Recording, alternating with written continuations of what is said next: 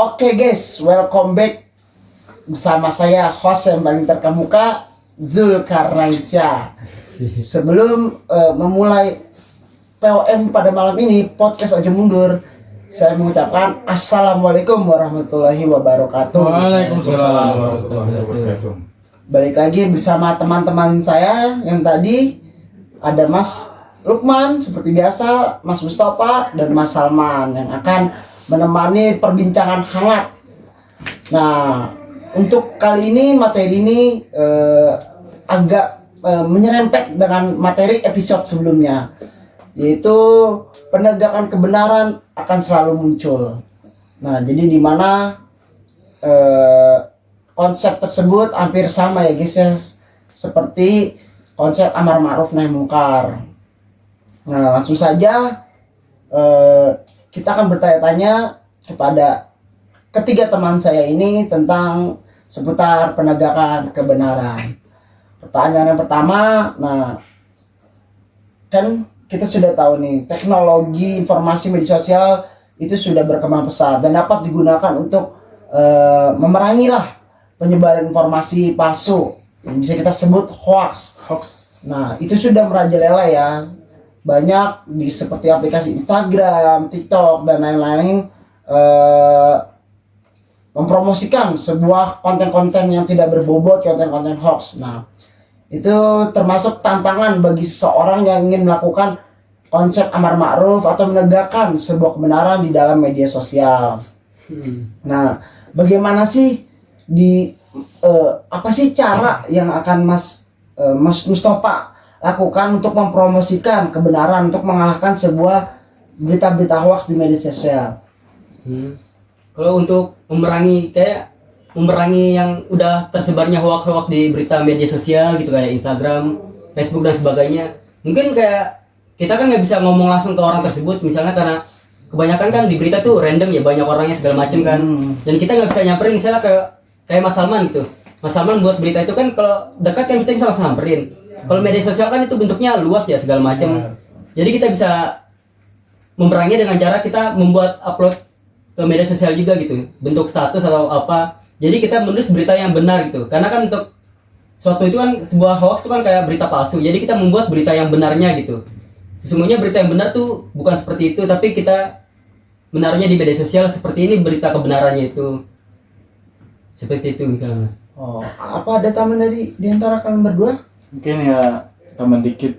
Udah cukup sih aslinya yang dikatakan Mas Mustafa. Kalau bisa sih kita harus menyebarkan kebenaran berita tersebut. Misal ada berita hoax gitu, kita tepis dengan argumen-argumen kita yang menyatakan ini loh yang benar, itu harus gitu. Kalau lebih enaknya kan sekarang ada media sosial, jadi lebih cepat nyebarnya berita-berita tuh dari situ, maka kita tepis pakai itu juga bisa. Oh, menurut Mas Salman? Ya kurang lebih sama sih kayak Mas Lukman sama Mustafa. Mungkin tambahan dari saya, kalau di media sosial, kalau kita ingin memerangi sebuah konten hoax, kita alangkah baiknya membuat konten juga serupa dengan isi materi-materi yang menepis sebuah hoax tersebut dengan kelucuan atau dengan ya sekreatif mungkin, sehingga banyak orang yang ingin menonton, jadi banyak massa yang melihat Lebih ke up lagi jadinya. video kita dibandingkan video yang hoax tersebut. Mungkin itu saja. Nah, langsung kita ke masyarakat. Nah, buat Mas Mustafa kan sebagai seorang mahasiswa lah, yang nantinya dimana jurusan Mas Mustafa ini ilmu hadis, ya bisa akan menjadi seorang pendakwah lah ya. Nah, bagaimana sih cara menegakkan kebenaran dalam konteks ruang masyarakat? Untuk menegakkan kebenaran dalam masyarakat, kita melihat kayak situasi masyarakatnya juga gitu, dan kita lihat juga kebenaran di masyarakat tersebut. Misalnya di masyarakat tersebut melihat kayak ada kejanggalan bahwa ini tidak sesuai dengan fakta lapangan gitu, dan masyarakat tersebut pun juga pasti lebih gampang menilai juga mana yang benar, mana yang kelihatannya benar gitu. Bahwa kebenaran juga mungkin bisa disampaikan dengan kayak lemah lembut, dengan lemah hati gitu. Jadi kayak nggak bisa dengan kekerasan juga kan. Jadi kalau misalnya kita nafsu untuk memberitakan kebenaran, jatuhnya kayak kita terbawa nafsu gitu, jadi seakan-akan kita kemakan nafsu untuk menyampaikan kebenaran itu. Gimana, ada tambahan dari Mas yang lain? Mungkin Mas Lukman dulu. Apa tadi?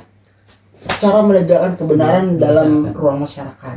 Kalau saya sendiri sih kita harus mencontohkan terlebih dahulu di diri kita sendiri ya, kita misal berperilaku yang baik gitu, terus ngomong dengan jujur, nggak nyebar hoax gitu kayak gitu. Ya, saya lakukan. Kalau Mas Salman?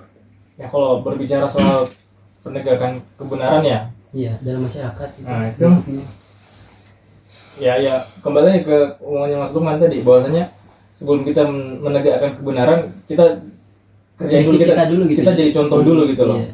Nah, dengan cara kita udah nerapin kebenaran yang kita mau suarakan, kalau kita udah kerjakan, nanti kan otomatis orang juga bakal ikut sendiri. Bahkan kita gak usah ngajak-ngajak pun ideal masyarakat lihat tuh, oh ini bagus, penting ikut. Bakal contohnya Bakal sama ikut gitu. banyak orang itu ya. Nah, mungkin ada sepenggal hadis yang sama. Kalau kita ingin melakukan sebuah kebenaran, Rasulullah memerintahkan, katakanlah kebenaran itu walaupun pahit. Mengatakannya menegakkan kebenaran merupakan bagian dari dakwah. Artinya kegiatan ini menjadi kewajiban bagi setiap umat Islam. Ibnu Katsir ketika menafsirkan dalam surat Al-Imran, Quran surat ayat 3 ayat 104 mengatakan, hendaklah kamu sekalian menjadi sekelompok orang yang melaksanakan kewajiban untuk melakukan kebenaran.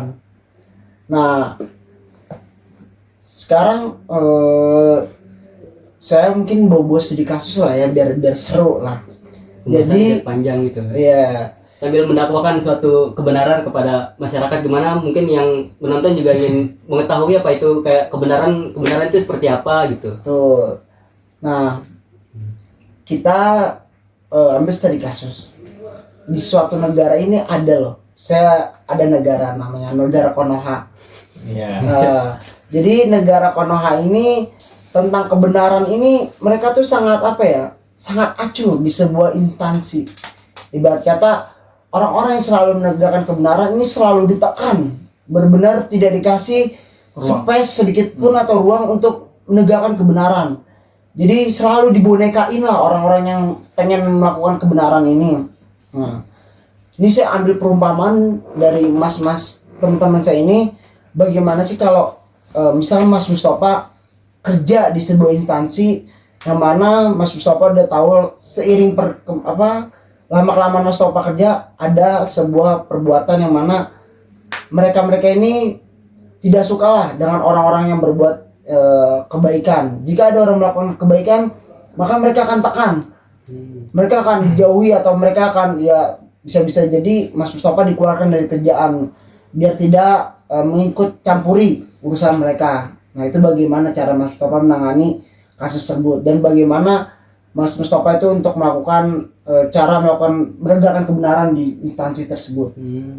Dalam hal kayak gitu, apalagi dunia pekerjaannya itu kayak kita harus emang benar-benar melakukan hal tersebut walaupun itu konteksnya berbahaya buat kita gitu.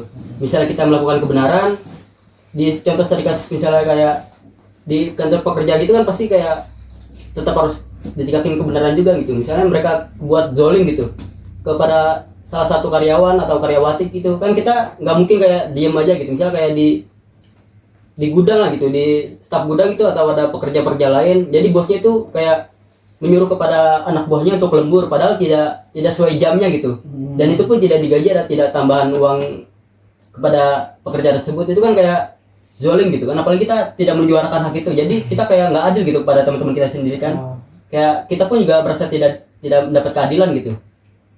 Untuk menyuarakan hal tersebut kayaknya kita harus kayak mungkin kayak aksi kecil-kecilan terhadap di gudang-gudang gitu kepada kepala staf gudang juga mungkin, atau petinggi-tingginya di situ. Jadi kita untuk menyuarakan bahwa itu salah gitu. Karena kita juga merasa dirugikan juga kan sebagai pekerja gitu. Betul. Apalagi kan di masalah itu kan menyangkut kayak hak kita juga gitu. Hak kita untuk mungkin beristirahat di waktu malam gitu. Hak ada keluarga kita juga yang sedang menunggu di rumah. Jadi kita harus pulang atau sesuai jam kerjanya gitu. karena ini ditambahin waktu lembur misalnya kita dan gak dapat hasil apa-apa, karena untuk membantu saja gitu, membantu senior kita di sana, ada tugas mereka yang harusnya dia kerjakan gitu atau dikerjakan besok hari, tapi untuk mengejar waktu jadi kita kerjakan pada malam itu juga gitu. Dan itu terus menerus, misalnya contoh kasusnya kan misal seperti itu ya, kita tetap harus menyuarakan bahwa itu tidak betul gitu, itu tidak adil buat kita misalnya para pekerja gitu, apalagi kita kan calon para pekerja juga kan, apalagi setelah lulus kan kita nanti bakal masuk pekerja dunia bakal masuk ke dunia pekerja seperti itu juga. Betul. Saya boleh nanya nggak? Boleh? Iya.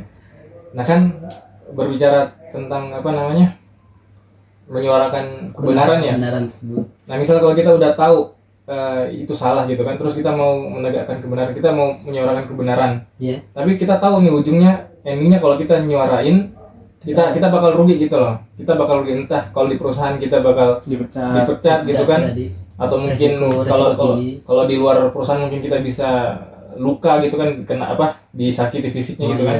iya. Itu bagaimana itu kayak kita, soalnya saya masih bimbang gitu antara kalau kita nyuarain kita yang rugi, nggak disuarain juga orang lain juga lebih banyak rugi gitu loh.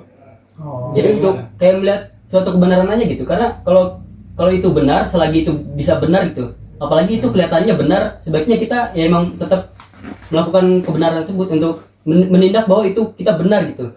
Kalau misalnya apalagi kalau misalnya kita takut gitu sama hal itu, kalau kita takut terus didiemin terus menerus, itu bakal rugi berkepanjangan kepada masyarakat yang lain juga kan, pekerja yang lain, bahwa itu tidak adil gitu. Itu kan suatu ketidakadilan terhadap pekerja gitu juga. Mungkin saya nambahin ya, kan mungkin kalau kadang ada orang yang bekerja pastilah buat nafkah keluarganya. Jadi banyak mereka yang acuh jika dia tuh pengen menyuarakan kebenaran, tapi dia tahu kalau ujungnya tuh dikeluarkan, tapi di sisi lain dia kerja ini butuh buat nafkah gitu ya. Mungkin menurut saya kalau kita ada ketakutan, keraguan atau kebimbangan, bukan kita bikin akun media sosial, cuman itu akun media sosial dengan atas nama kita, lalu di situ kita bisa video secara diam-diam. Nah di situ kita upload di media sosial. Sekarang kan seperti TikTok, Instagram, Twitter, apa-apa gampang viral lah. Nah jadi kita bisa minta bantuan atau mencari backingan dari luar gitu. Karena kan di zaman sekarang kalau udah di-up di sosial media pasti kalah juga loh gitu loh yang orang-orang tersebut gitu. Mungkin ya saya bilang cari masa dulu kalau kita takut, cari backingan dulu di luar gitu. Kalau seseorang yang emang ada keraguan, ketakutan, dia itu di sisi lain yang tadi saya bilang untuk nafkah, ya mendingan disimpan saja, berdoa sama Allah, karena kan sesungguhnya Allah kan yang maha membolak-balikan hati seseorang. Nah mungkin menurut saya utama dari situ. Kalau misal mengorbankan pekerjaan demi orang lain kan nggak enak juga sama yang dinafkahi. Nah soalnya kayak kita nggak punya jaga-jaga buat nantinya gitu. Jadi kalau kita udah punya backupan kayak saya punya pekerjaan lain atau itu, pendapatan lain. terus di sini kok kayaknya dolim banget ya di perusahaan ini ya. Nah mending kita bersuara. Ada lagi tambahan? Mas Salman mungkin? Atau kurang, jawabannya kurang memuaskan atau udah? Ya udah pasti. Ya pas. Aku juga sih oke. Jadi yang saya bilang tadi, jadi konsep menegakkan kebenaran selalu muncul ini memang seperti konsep amar ma'ruf nahi munkar. Nah, inilah sulitnya kita melakukan sebuah kebenaran. Inilah sulitnya kita mengangkat sebuah kebenaran, apalagi kita sudah bermain di dalam skala besar seperti keluarga, karena banyak perlu kita ketahui, jujur itu lebih sakit dibandingkan bohong. Tapi kalau kita berperilaku bohong terus-menerus, tidak akan baik ke depannya. Nah, jadi kalau tadi permasalahan-permasalahan yang tadi sudah saya bahas, mungkin sudah ada solusinya ya. Kita bisa meminta kepada Allah kalau emang kita takut, mungkin, atau kita mencari masa. Karena kan di media sosial ini ya, di era globalisasi ini media sosial emang perannya sangat penting lah. Karena banyak kasus-kasus yang emang ketidakadilan seseorang dalam dunia kerja, dalam dunia apapun lah, meminta bantuan di media sosial langsung ke ter-up gitu loh. Mungkin pada episode POM ini itu saja yang kita bisa dapat bahas. Dan buat para penonton mungkin bisa mengambil hikmahnya atau mengambil ilmu-ilmu yang bisa kita sampaikan. Walaupun sedikit yang kita sampaikan, insya Allah akan bermanfaat, berguna. Saya sudahi POM pada malam ini. Kurang lebihnya mohon maaf. Assalamualaikum warahmatullahi wabarakatuh. Waalaikumsalam warahmatullahi wabarakatuh. Gua karang.